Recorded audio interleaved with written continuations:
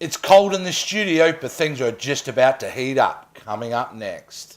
Live from the YK Studios in Adelaide, Australia, it's the Pop Culture Spread.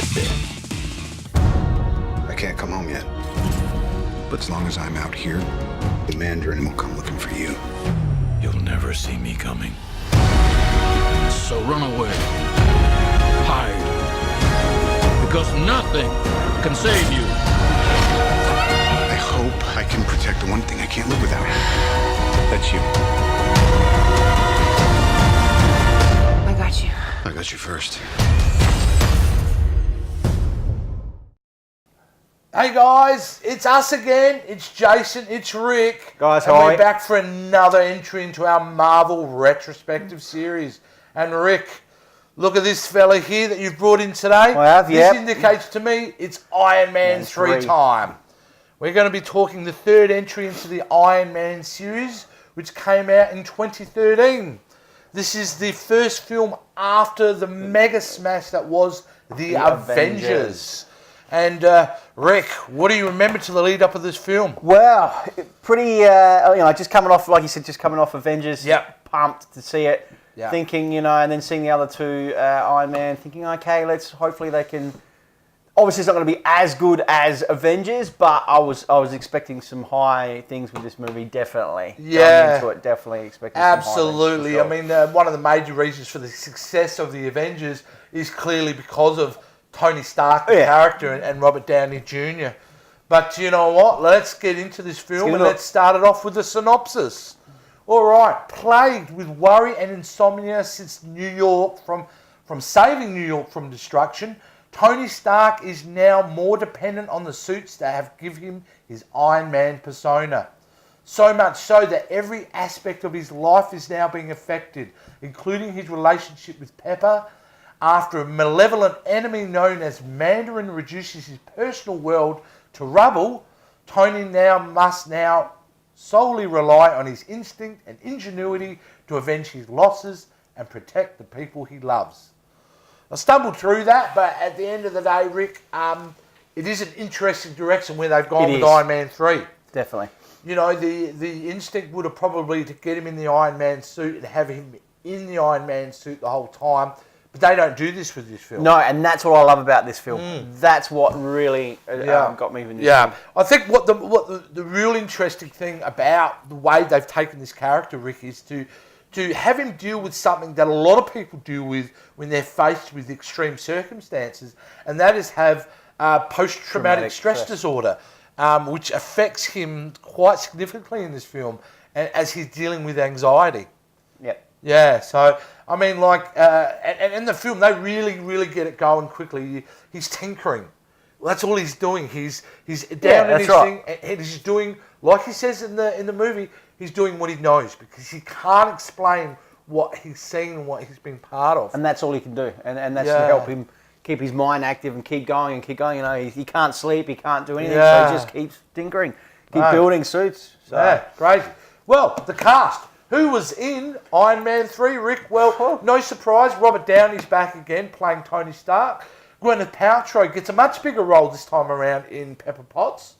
Don Cheadle continues as Colonel James Rhodes. Now, Guy Pearce joins the cast as Aldrich Killian, which is an interesting choice, I thought. Rebecca Hall joins as Maya Hansen. She plays a botanist.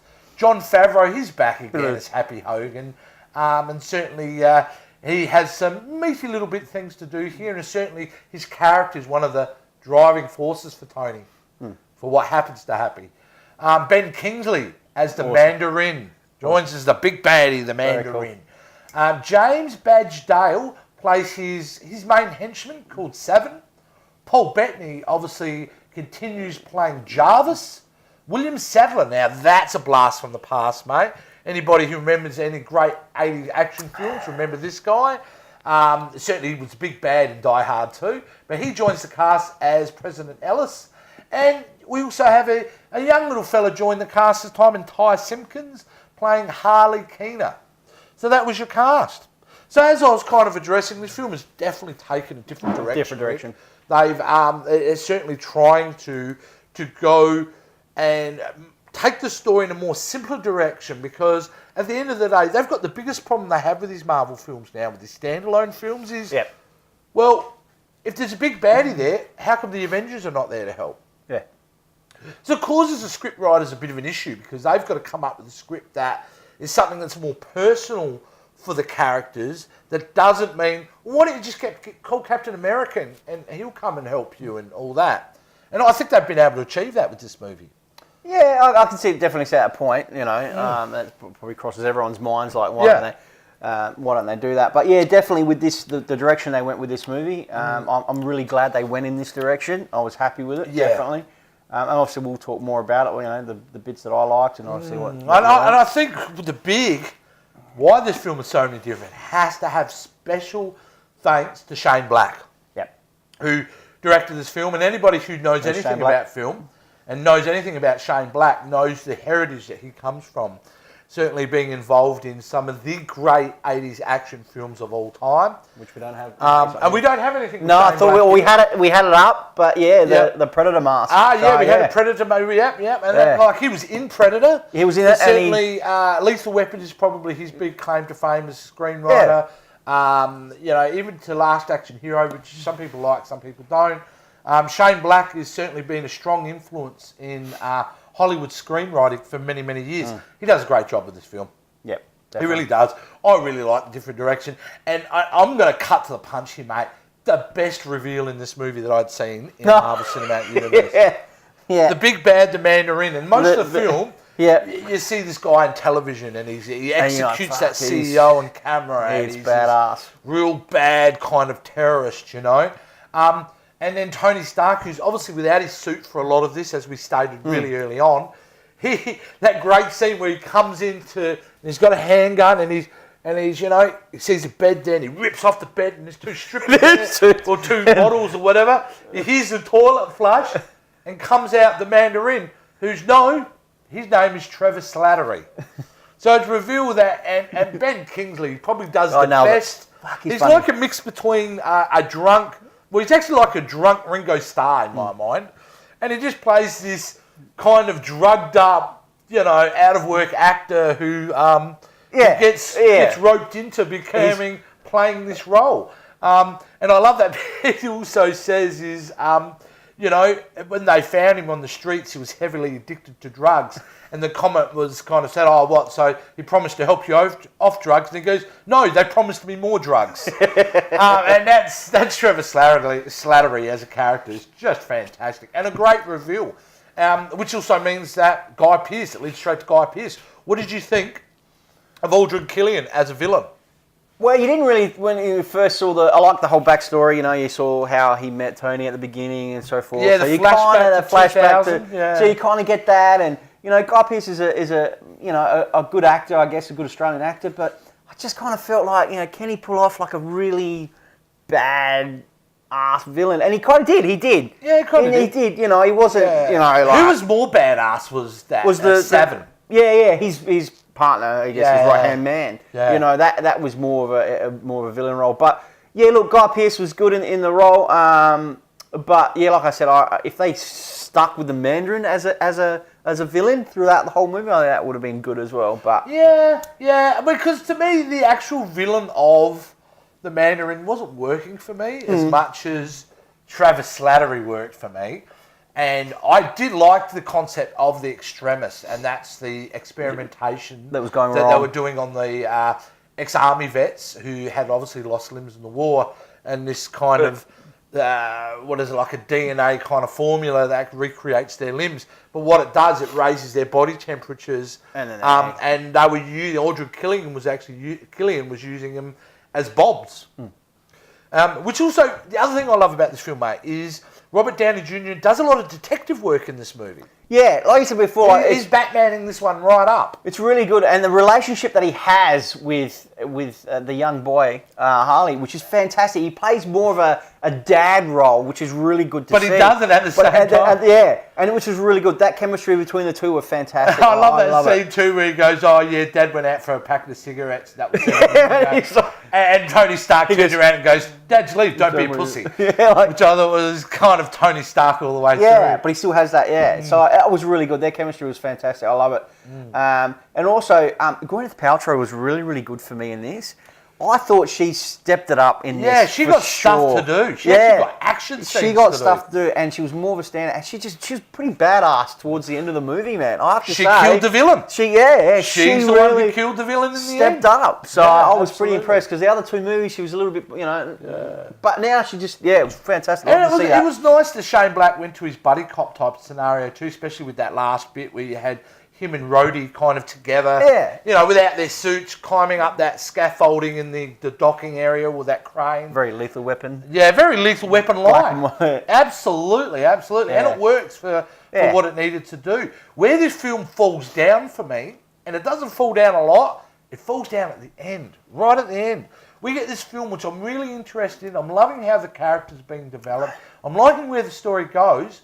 But then all of a sudden at the end, she kills Killian, and then we go into a voiceover mode, and all of a sudden he's been able to solve her extremis problem like that. There's no Oh, explanation. yeah, okay, yeah. And, And then he's then got into surgery And he's taken got his and shrapnel out, the rest of his and it shrapnel. seemed very rushed. But I mean, overall, it's a film that I really enjoy because it actually has a high rewatchability factor. I know at the time when it came out, Rick, there were some people liked it, but there were some criticisms of Yeah. the film. But I think now stepping back 4 years later, rewatching this film, it's a really good, solid film. It really is. It is. It is an enjoyable film to watch.